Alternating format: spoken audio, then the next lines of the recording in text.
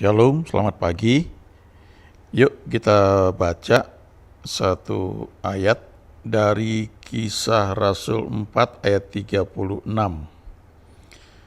Ya, ini cerita bagaimana ketika Roh Kudus dicurahkan dan gereja mula-mula terbentuk, lalu banyak mujizat terjadi, dan ketika mereka rasul-rasul berdoa, kita melihat orang-orang memberikan apa yang mereka punya, ya.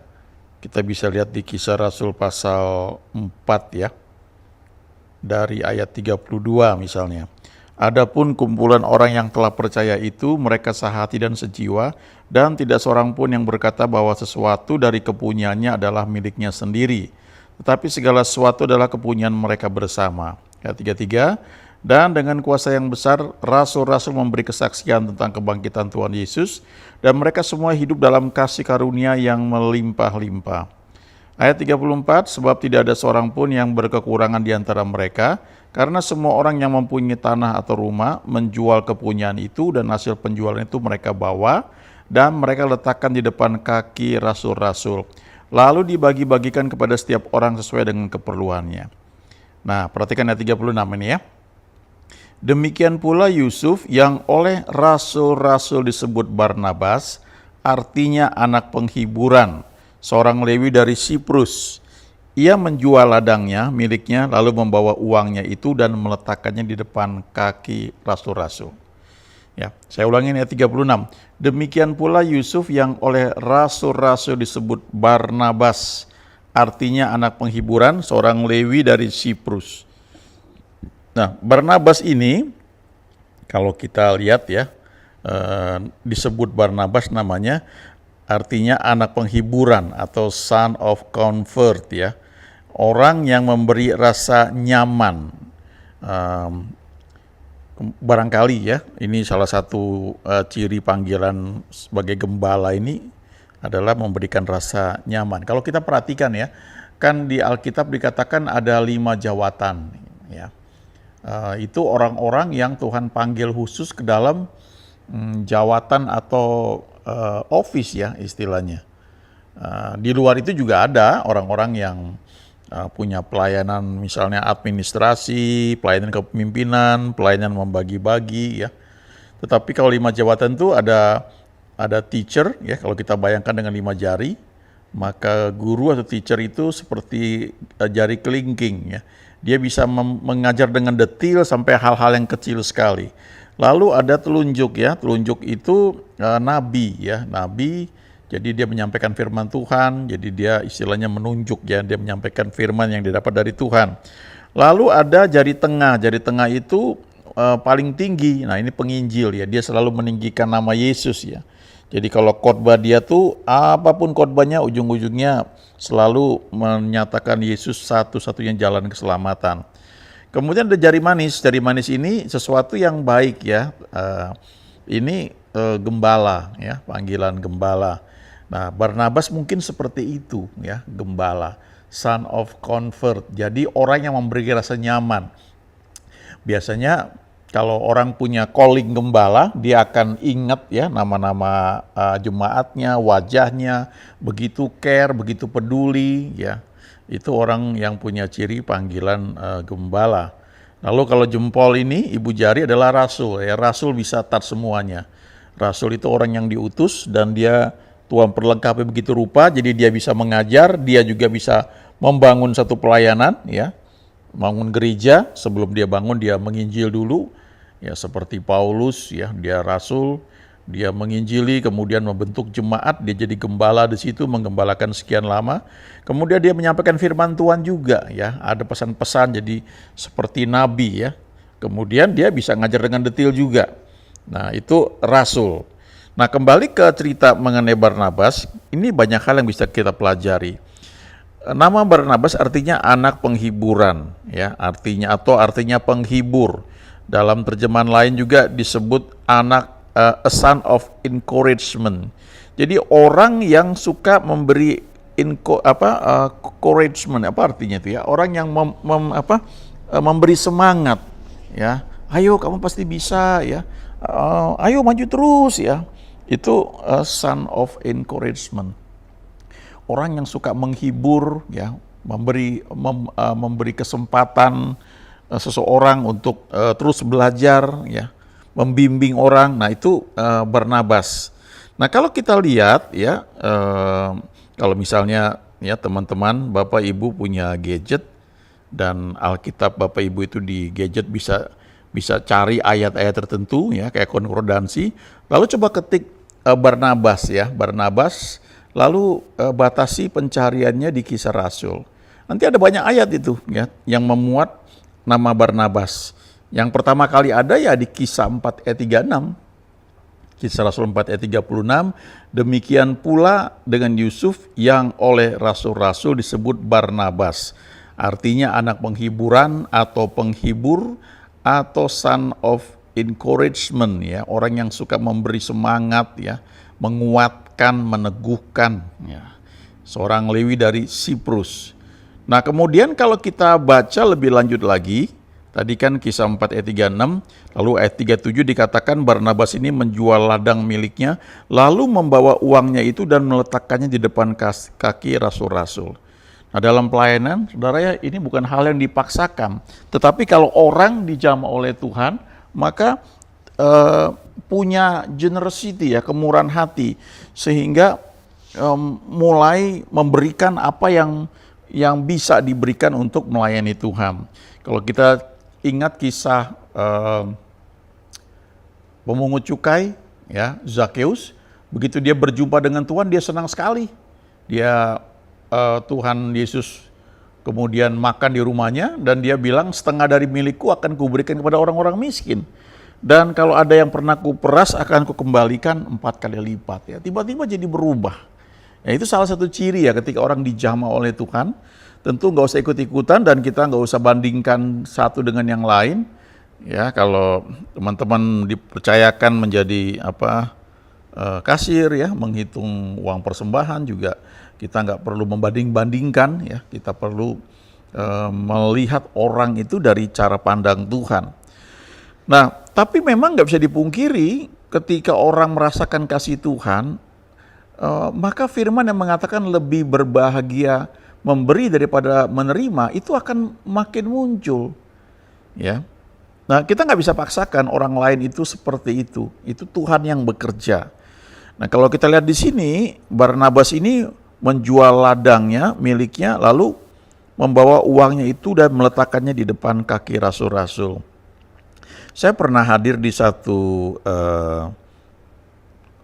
gereja yang mau dibangun, ya, gede sekali, dan itu dibuat kebaktian di tempat itu, ya.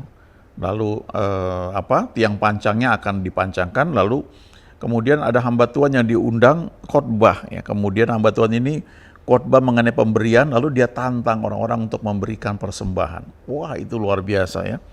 Kemudian ada beberapa orang yang maju ke depan untuk memberikan, mereka punya properti, ya. Ada yang memberikan ruko, ada yang memberikan rumah yang mungkin mereka pikir mereka mungkin punya beberapa, ya.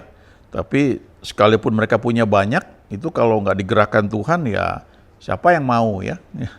Tapi saya percaya itu kuasa Tuhan sehingga mereka memberi.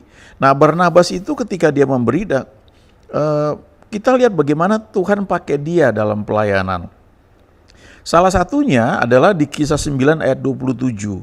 Itu kisah ketika Saulus, ya, sebelum namanya berubah menjadi Paulus, Saulus itu sudah bertobat, kemudian dia mulai mencoba untuk menggabungkan diri dengan murid-murid yang lain.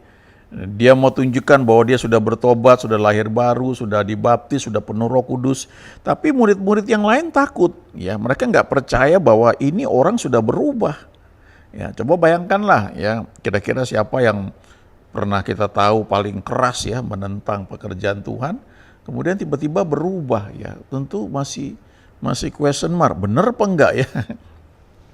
Nah, tapi kalau kita baca di Kisah 9 ayat 27, Barnabas menerima Saulus dan membawanya kepada rasul-rasul dan menceritakan kepada mereka bagaimana Saulus melihat Tuhan di tengah jalan dan bahwa Tuhan berbicara dengan dia dan bagaimana keberaniannya mengajar di Damsyik dalam nama Yesus.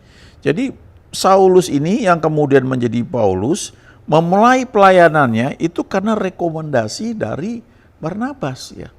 Nah, kita perlu belajar di sini ya, karena waktu kita masuk dalam pelayanan tidak selalu kita Tuhan pakai memulai sesuatu yang baru dan semuanya khusus lewat kita ya. Tapi Tuhan pakai orang lain ya, ada link, ada yang Tuhan pakai untuk membuka pintu pelayanan. Nah, karena mungkin kita kan nggak dikenal ya, tapi terus karena rekomendasi seorang, maka kita bisa masuk dalam satu pelayanan. Kemudian kalau kita baca di Kisah 11 ayat 22, ini juga nama Barnabas muncul. Nah, waktu itu diceritakan bahwa di Kisah 11 ya, ayat 22 ya, jemaat ini mengutus Barnabas ke Antiokhia ya. Kemudian kalau kita baca di ayat 23 ya, 24, Barnabas datang. Lalu ketika dia melihat kasih karunia Allah, dia bersuka cita. Lalu ia menasihati mereka supaya mereka semua tetap setia kepada Tuhan. Nah, perhatikan ayat 24. Karena Barnabas adalah orang baik, penuh dengan Roh Kudus dan iman, sejumlah orang dibawa kepada Tuhan.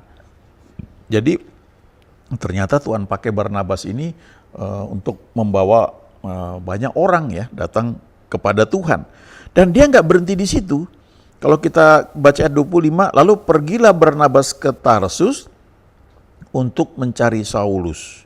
Dan setelah bertemu dengan dia, ia membawanya ke Antiokhia. Kemudian ayat 26, mereka yaitu Barnabas dan Saulus tinggal bersama-sama dengan jemaat itu, jemaat di Antiokhia 1 tahun lamanya sambil mengajar banyak orang. Lalu dikatakan, di Antiokhia murid-murid itu untuk pertama kalinya disebut Kristen. Nah, apa artinya Kristen? Christian ya, itu Christ-like, seperti Kristus.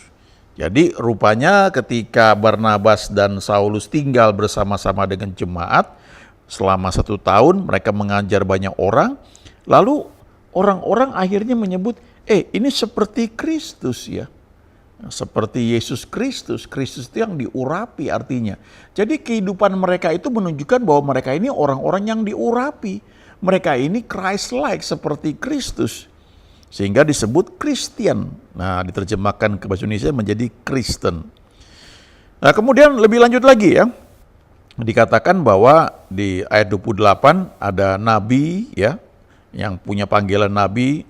Salah seorang di antaranya Agabus, kemudian oleh kuasa roh ia mengatakan bahwa seluruh dunia akan ditimpa bahaya kelaparan yang besar. Dan hal itu terjadi. Nah, kemudian ayat 29 perhatikan.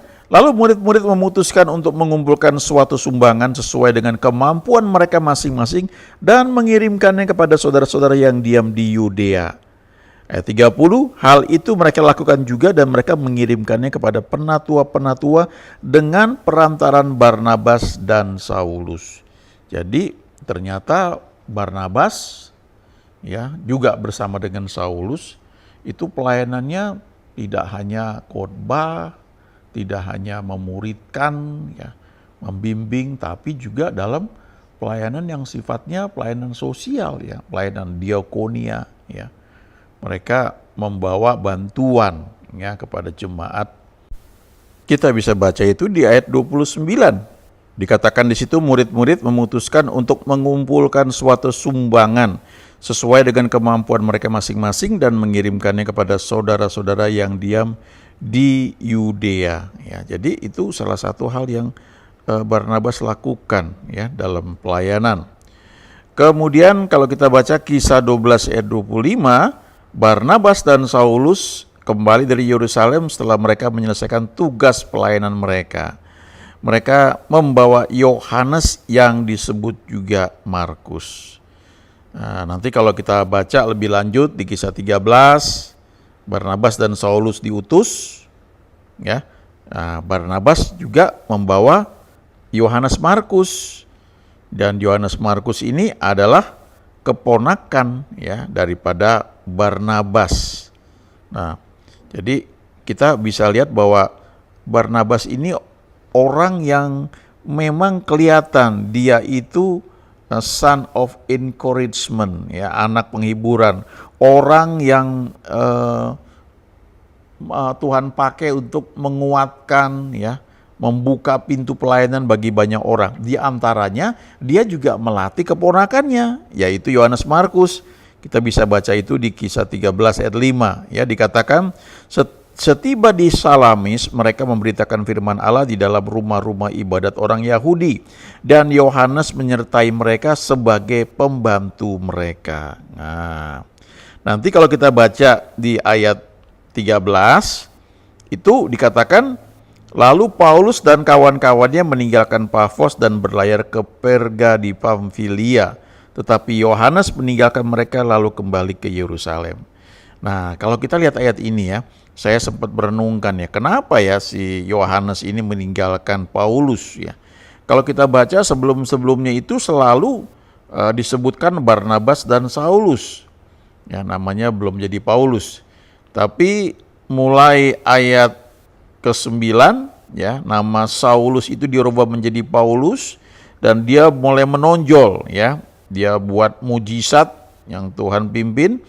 Lalu ayat 13 dikatakan lalu Paulus dan kawan-kawannya. Jadi kelihatannya di sini yang tadinya Barnabas yang memimpin, tapi di sini kelihatannya Paulus, ya, yang mulai memimpin. Kemudian di kalimat berikutnya dikatakan Yohanes meninggalkan mereka lalu kembali ke Yerusalem. Saya sempat renungkan kenapa Yohanes ini meninggalkan mereka. Ya, barangkali, ya, saya nggak tahu, ya, ini hanya pengamatan. Kalau kita perhatikan, kalau teman-teman, ya, suka baca buku tentang karakter dasar, itu kan ada orang yang punya karakter dasar melankoli, ya. Orang seni, orang yang pendiam, orang yang perasa, introvert.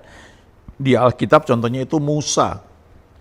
Lalu ada orang sanguin. Orang sanguin itu orang yang suka bergaul, ya, suka tampil dan selalu kelihatannya mau menonjol. Itu memang karakter dasarnya, ya. Itu contohnya adalah Petrus. Kemudian ada orang yang cenderung itu introvert, pendiam, nggak mau cari masalah, ya. Itu orang-orang flegmatik, itu seperti Abraham. Dan ada juga orang yang seperti Paulus, ya, menjadi pemimpin, ya, itu kolerik. Nah, itu Paulus. Nah, jadi kelihatannya waktu dipimpin oleh Barnabas, Barnabas ini son of rest atau son of encouragement, anak penghiburan. Orang seneng deket dia, kayaknya enak dibimbing. Tapi setelah Paulus menonjol, Paulus ini kolerik. Nah, barangkali ini nggak cocok dengan Yohanes. Apalagi Yohanes berpikir kan ini om gua, ya, yang bawa gua, pemimpinnya kan om gua. Ini kok jadi Paulus, ya. Akhirnya Yohanes kembali ke Yerusalem, nggak ikut dengan rombongan Paulus dan juga Barnabas. Nah, selanjutnya kalau kita baca di situ yang memang pegang pemimpinan adalah Paulus, ya. Dan ketika mereka sudah selesai dalam pelayanan mereka, mereka kembali ke Yerusalem. Ketika mereka mau mengunjungi jemaat-jemaat yang sudah mereka layani, nah di situ Paulus yang mengambil alih, ya. Paulus yang ambil inisiatif, ayo kita kunjungi orang-orang yang lain yang sudah kita layani. Lalu kalau kita baca lebih lanjut, ya, bahwa Barnabas mau mengajak Yohanes Markus, tapi Paulus nggak mau. Ya, kita bisa baca di kisah 15 ayat 37, ya. Barnabas ingin membawa juga Yohanes yang disebut Markus. Lalu ayat 38, Paulus nggak mau. Ini orang kan nggak militan, udah tinggalin kita waktu kita lagi pelayanan. Akhirnya mereka beda pendapat, akhirnya mereka pisah, ya. Barnabas membawa Yohanes Markus, Paulus membawa Silas. Nah, ini karakter dasar dalam pelayanan kita perlu lihat, ya. Ada orang-orang yang kita enjoy, orang-orang seperti Barnabas, ya. Memang Tuhan pakai, jadi rasanya nyaman, ya, kalau pelayanan sama dia. Tapi ada juga orang-orang seperti Paulus yang punya target kolerik, ya, dan kadang-kadang mungkin agak keras sehingga menimbulkan friksi. Nah, kita perlu belajar untuk melihat bahwa di balik itu ada Tuhan yang bekerja. Pada akhirnya Yohanes Markus diakui pelayanannya oleh Paulus. Kita perlu sadar Tuhan pakai banyak orang supaya kerajaannya bisa didirikan. Amin.